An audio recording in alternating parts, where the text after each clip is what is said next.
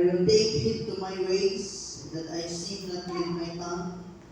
I will keep my mouth with a bridle, while the wicked is before me.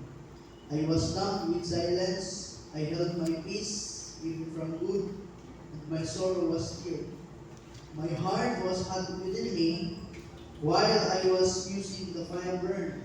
Then spake I with my tongue, Lord, make me to know mine end, and the measure of my days, what it is, that I may know how frail I am. Behold, thou hast made my days as an handbreadth, and mine age is as nothing before thee. Verily, every man at his best state is altogether vanity. Selah. Surely, every man walketh in a vain show.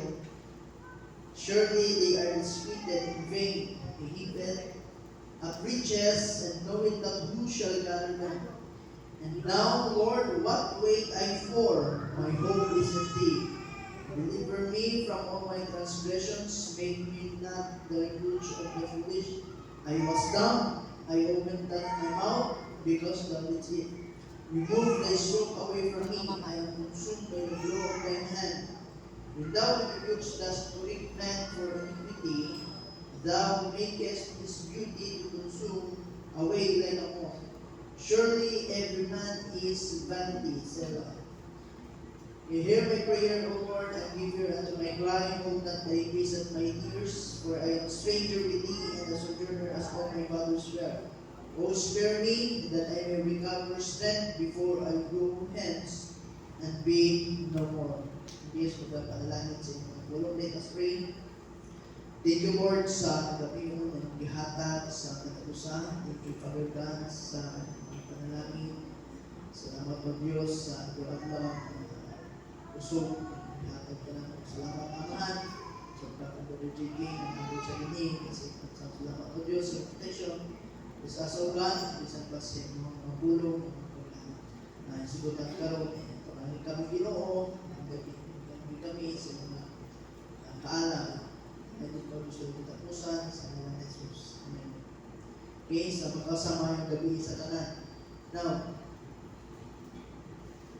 ang makita natin din mga igsoon sa life ni David, na magbasa mo ang mga verses from chapter 35 pataas, na ay mga verses din ha na ay mga libro at mga chapter din ang mga igsoon nga ang kinabuhi ni David wala na yung peace of mind. Siya pagtuo sa Ginoo since nangod nga bibili niya ang pagpakasala. Ito na nakita ko ng igsoon ang kinabuhi ni David. Frustration, mga struggle sa life, wala na yung kalipay sa kaya ang pag-alagay nila naman. Ang kalaban, yung hindi ka halos kadalaw na magpalikot sa iyaan. That is why, ang 39, ang Psalm 39 ng Suwan, iyahan na isulat, but na siya, ganing iwanan ng Suwan, yan isulatan na ni, no?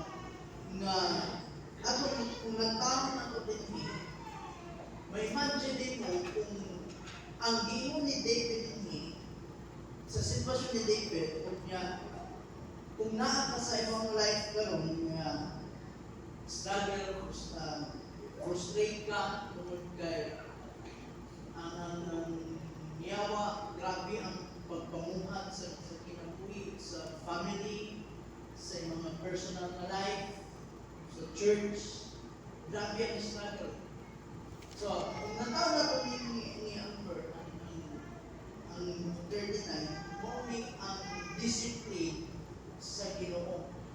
So, David's frustration and his response to the discipline of God. Mo na ito makita din yung mga igsoon.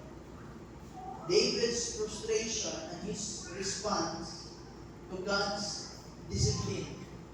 Now, there are people mga igsoon na ma-misunderstood nila. They often misunderstood ang discipline sa Ginoo. But the scripture, klaro tayo ang bibitundo niya din sa ato ang igsoon nga ang disiplina sa Ginoo, it is motivated by love for us and His desire. Ang pangandoy sa Ginoo, ang gusto sa Dios, ang tinguha sa Ginoo sa pagdisiplina niya kanato is motivate ta sa iyang ugma ug ang iyang tinguha nga mo-grow ta into holiness, mutubo ta, no, sa pagkamataro, sa pagkabalaan. And now, ato makita din yung mga igsoon sa sinulat ni David na ato makita din nga natin mga pagtulunan nga magat na nato sa ato kinabuhi, sa ato pagkinabuhi ng sa Kristohano. Now, naaba ka sa imong mga sitwasyon karon nga frustrate ka, wala kang kasabot, hopeless ka tungkol sa mga problems, tungkol sa pagkumuha, sa yawa, sa mga personal na life, sa mga family, o sa bisan asa na aspeto na naapektuhan ang imong pag-alagay diya sa Dios. Now, usa sa mga hinungdan ng igsoon tungkol sa sin nga ato ang gibili. No?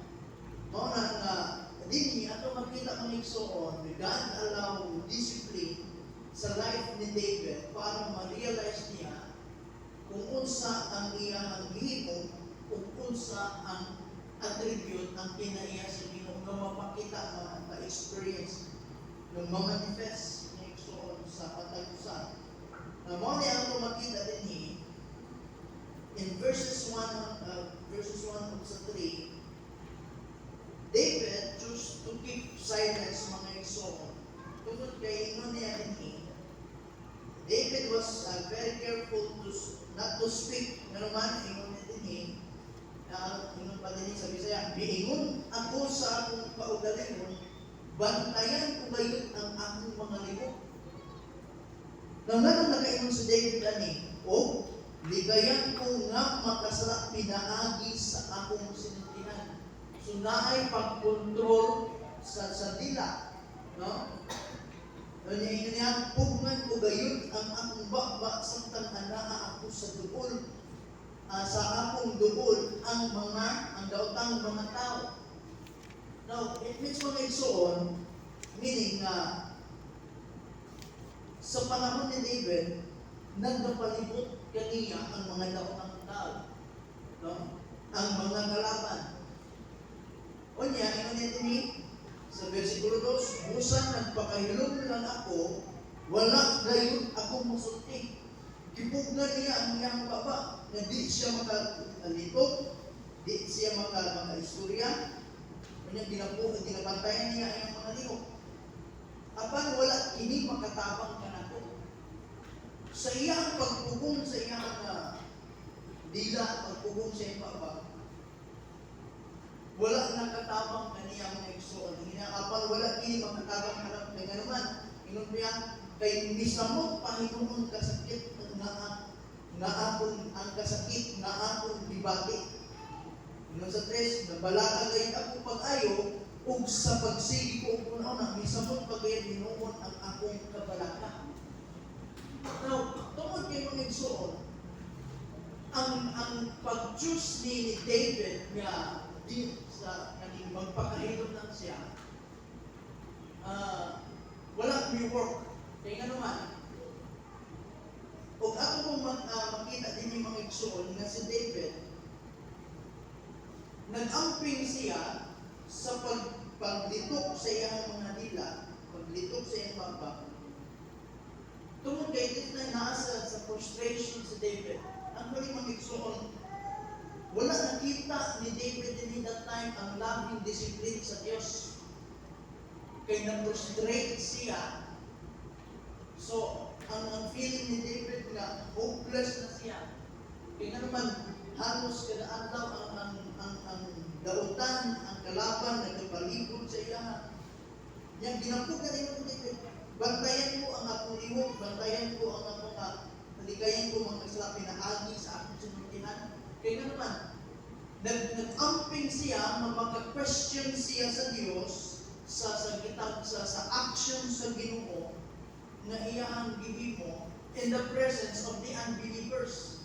Kay base magtungod sa iya ang igsoon, ang mga unbeliever noon dili na motungo sa Dios.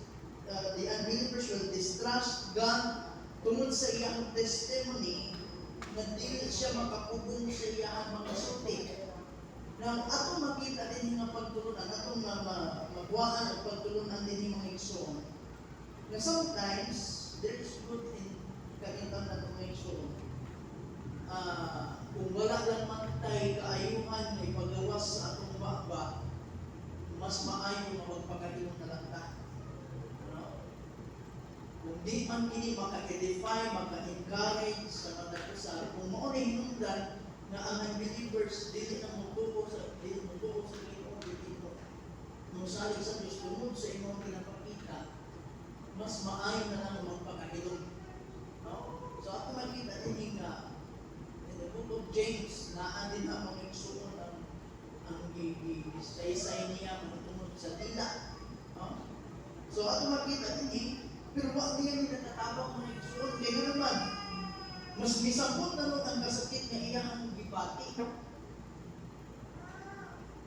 Nisabot ni bukat ang iyang gibati ng igsoon kay gusto siya, kung pagawas sa iyang gibati, gusto niya.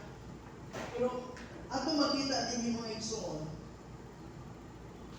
Ingon niya in verse 4, Lord, and in verse 3, my heart was hot within me. Ayan, nagbalakagay ako pag-ayo, pagsili ko mula na, bisamot pag-ayo, minong ako ibate. Usa, liingon ako, Ginoo, pahimangnungi ako na adunay katapusan ang akong kinabuhi ug inihap na ang akong mga adlaw. Pahimangnungi ako na lumalabay lang ang akong kinabuhi. Ato makita din yung mga igsoon. Sa bitaw na itong sa kinabuhi ni David, sa situation ni David ng igsoon, na-realize niya na ang life is too short. Nga nung i-waste niya ang iyang time diha sa mga believers. But kapag mga igsoon, si David, instead nga mo-speak out siya sa iyang friends o bisan asa, kinsa man ang iyang kaistoryahan, gibugan din niya. In verse number 4, ako makita din nga may diretso siya ang istorya sa Diyos.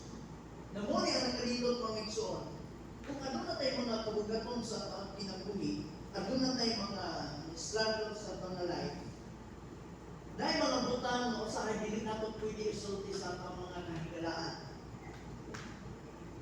Na ay mga sitwasyon sa mga kinabuhi na kung na naatay access para mabawas-bawasan ang atang gibati. Pero mga igsoon dito, ng moderation diha sa Diyos, na ito makita din na why not nga mo direct ka kung istorya sa Ginoo.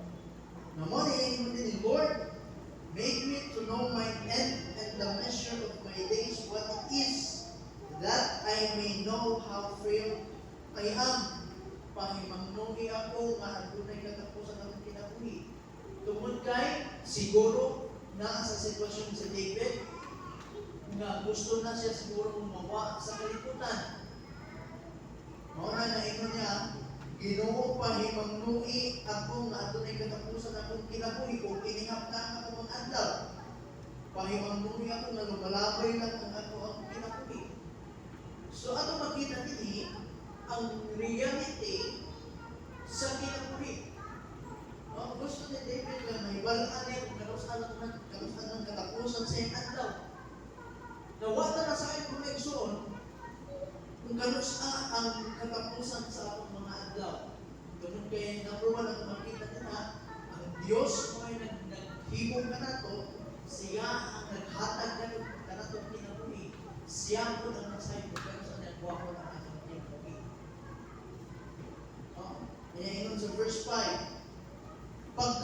tinuod sa kinabuhi nga gihatag mo kanako, baliwala lang kini sa imong pananaw, sapagkat tinuod ang kinabuhi sa tao sama sa hangin nga magabay na.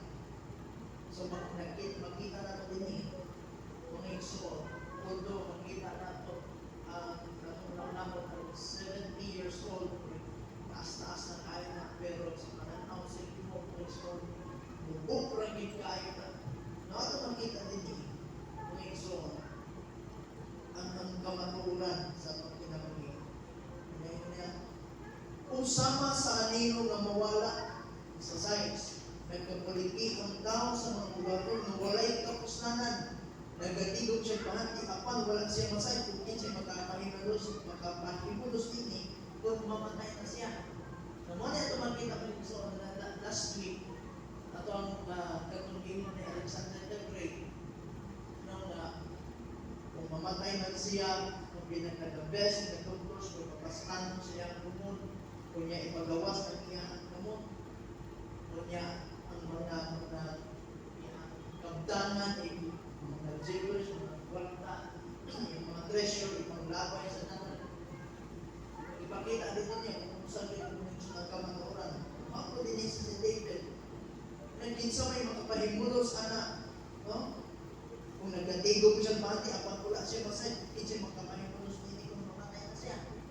Naman na nag-remind na David niya na we are strangers of this world, mga igsoon.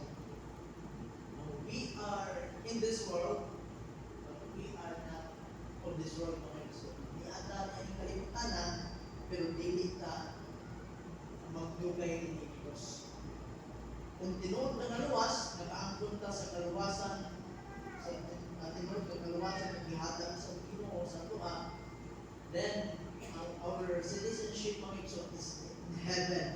So, bato makita ni. Now, mo din sa iyahang pagka-frustrate ni David, mga igsoon. Number one, natin makita din ni, he was very careful not to speak. Ibasin mo kaning hindi na naman sila sa atin sa mga kung magbuwa ang iyong testimony sa mga believers. Ikatuwa, when we have a problem sa mga igsoon, when we are straight, at makita din we should goes to God directly. Because ang atong makita din mga igsoon, kaya ang Diyos ay pinasayod sa tanan. So, and then in verse number 7, and now Lord, what wait I for my hope is in Thee. Karong Ginoo, wala na ako ilayon sa ligan pa. Ang akong pagsalita na alamang kami. Nang natang inani ang nahitabo ni David, ang igsoon. So, atong makita din David is turning his attention back to God. Gikan sa iyang pagka-straight, gikan sa iyang pagka-problemado, bugat sa iyang kasing-kasing. Ato makita din is iyang attention, mga igsoon, iyang ibalik niya sa inyo. Now, many times, or na-experience ba nato sa mga kinabuhi, na tungod sa mga problema, wala na igana ang atong pag-alagad. Kasi mapiktuhan ang nato ang pag-alagad sa inyo. Mapiktuhan ang nato ang pag-ambo, mapiktuhan ang atong pagbasa sa Biblia, mapiktuhan ang atong pagsimba. Dalang aspeto sa spiritual life, ang atong pag-alagad sa inyo mapiktuhan. Because sa mga problema na yung dinalang gusto ka mo lulot sa Ginoo, pero mura kang maulaw. Gusto ka mo bubalik sa Ginoo, pero tungkol sa ginawa ito na huyang ang imuhang na pagkatawhan mga Iso, nadala ka. But ako makita din si David na ginahamon siya o grasya sa Diyos. Na mo muhatag o kusog. Na mo ni ino si David, and now Lord, what wait I for? My hope is in Thee. So iyahang i-turn back ang iyang attention ngadto sa Dios tungod kay wala ang giisip ni David mga igsoon nga katapusan na ang iyang kinabuhi ni kalibutan. instead na mas magpadala siya sa iyang problema, mitutok siya og balik sa Dios. Ingon siya, ang akong pagsalit, ang akong paglaom, anahan lamang